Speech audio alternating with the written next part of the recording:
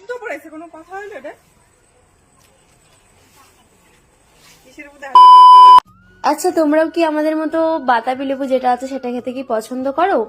তো যাই হোক, আজকে সেটা নিয়ে ভিডিও করবো। তো সবার ফার্স্টে উঠে গেছিলাম আমাদের বাড়ির পাশে একটা বাড়ির পাঁচিলে, অনেকটাই কিন্তু হাইট, ওই সাইডে কিন্তু পড়ে গেলে শেষ। তো যাই হোক, নাইটি পরে উঠে গেছিলাম, নাইটি পরেছিলাম যেহেতু খুব ভয় লাগছিল কারণ সাপও আছে।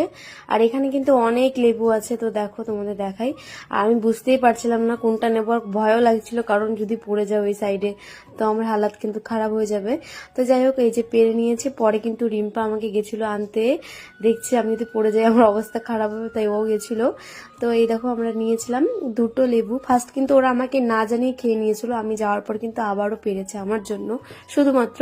তো এই যে এখন লেবুটা পেরে নিয়েছে, আর লেবুর কালার কিন্তু সেরকম নেই, বাট লেবুটা খেতে কিন্তু দারুণ, মানে মিষ্টি অনেক।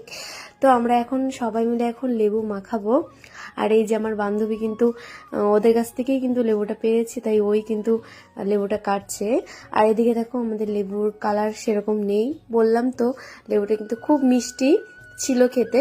আর এখন কিন্তু ছাড়ানোর পালা। আর এইদিকে ছাড়াতে ছাড়াতে কিন্তু আমরা অর্ধেক প্রায় খেয়েই নিয়েছিলাম, রিম্পার আমি।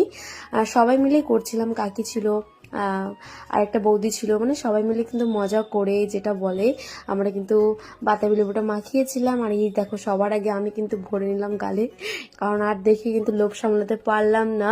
আর টক জিনিস দেখলে কিন্তু সত্যি বলতে আমি লোভ সামলাতেই পারি না।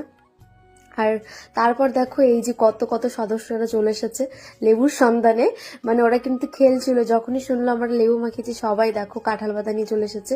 আমরাও ঠিক ছোটবেলায় এমনটাই কিন্তু করতাম, মানে কোনো কিছু মাখা হলে কিন্তু কাঁঠাল পাতা নিয়ে আসতাম।